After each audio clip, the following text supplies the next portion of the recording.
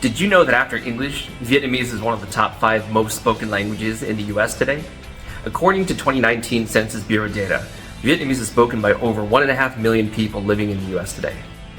Hey guys, I'm Jacques. I'm a Vietnamese American. I've been actively studying Vietnamese with a tutor based in Saigon for over 4 years now, and I recently moved to Ho Chi Minh City to push my language skills. So today, I'm going to give you 5 tips that you can use right away to help you feel more confident in speaking Vietnamese. Tip number 1, the effort that you're putting in already makes you stand out.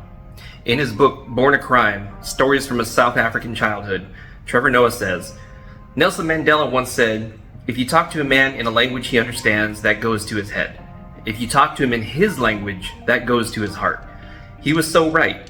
When you make the effort to speak someone else's language, even if it's just basic phrases here and there, you are saying to them, I understand that you have a culture and identity that exists beyond me. I see you as a human being. So in general, people are going to see the effort that you make extending yourselves, and it's going to make it that much easier for them to open up and receive you. So keep at it. Tip number 2, sign up for Zalo and install a language translation app on your laptop. Now, while Zalo offers the same basic functionality as other apps like Facebook Messenger and WhatsApp, Zalo happens to be the most popular messaging app in Vietnam today. This is going to give you the most access to having conversations with native speakers. And while you're at it, you can read text messages as often as you need. You can listen to voice messages as often as you need, so you can practice your reading and listening comprehension from a language learning standpoint.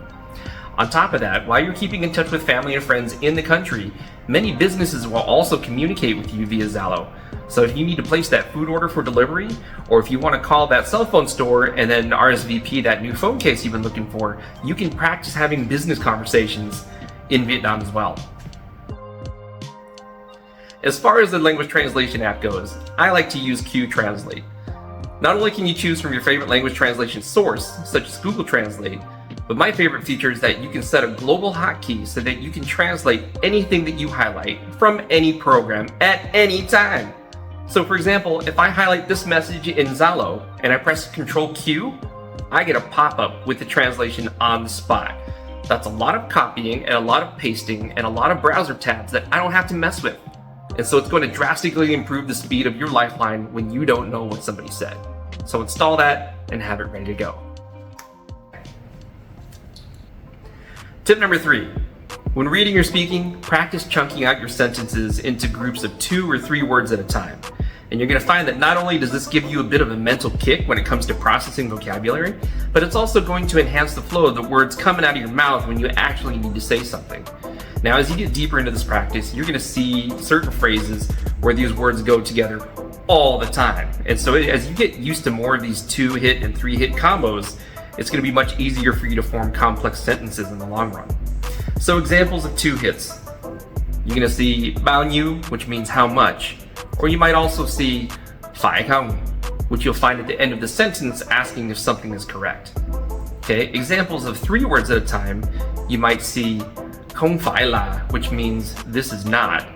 Or you may also see như thế nào at the end of a sentence asking how something was or how something is. Let's break down a sample sentence to see how this helps us out. Now, many of us are familiar with a YouTube personality named Phuc Mop. Phuc Mop is another American who's lived in Vietnam for nearly a decade. He's been an MC at events, he's been on TV multiple times, he's been a judge at food competitions, he's done a lot of cool stuff. So if you haven't yet seen his content, check out his channel later on when you get a chance. Now, on more than a few occasions, when he's meeting the people around town, I've heard him say, Phuc Mop đẹp trai nhất thành phố, which means Phuc Mop is the most handsome guy in the city. And we have a sentence with 7 words. When we chunk it out, let's start out with the first 2. We have Phuc Mop. Those are always going to go together because that's his name. In the middle, we'll chunk it out as đẹp trai nhất, which means most handsome guy. And then in the end, we have thành phố, which means city. Those 2 words are always going together. So now, instead of having to spit out 7 words in a row, we have 3 groups of words, which is going to make it seem simpler and less daunting. So in the end, we have Phuc Mop đẹp trai nhất thành phố. And then your last task is to aim to eliminate any pauses in between those chunks. So we'll say Phuc Mop đẹp trai nhất thành phố. And now we have a sentence flowing out a little easier, a little faster, and hopefully you sound more natural in the process. Tip number 4, this is a fun one. Pick up some local slang. Now, as an American, one of my favorite things about foreigners learning to speak American English is when they can use American slang well. And this can be anything from cussing somebody out to using a popular idiom or calling somebody a Karen because this person complains too much. And when that happens, it really makes me feel like not only do they understand the language component of what they just said, but they understand a little something about current popular culture. Like they came a long way to nail that one when they said it with their chest. And so you can have the same effect when you learn the local slang of wherever you happen to be. For today's video, we're going to have 3 examples. The first of which is tried and true, it's been around for a minute and is generally understood by everybody. We have "die ai." This is the Vietnamese version of "oh my god." And you can use this phrase in all of the exact same scenarios. If you have a general dissatisfaction with something, if you can't believe something that had just taken place, positive or negative, or even if you want to be playful towards somebody. And if you want to put a little extra emotional weight, like you're annoyed with somebody, you can drag out the first word and you can say "die ai." That's like saying "oh my god." So use at your discretion and have fun. Slang number 2, we have "trăm phần trăm," which literally means 100 divided by 100, but more succinctly has a meaning of 100%. This one is one that you can use when you're out drinking with your friends. You know, in place of cheers, when you say "trăm phần trăm," the intention is drink everything in your glass. You're going to drink 100% of what's in your glass and empty it.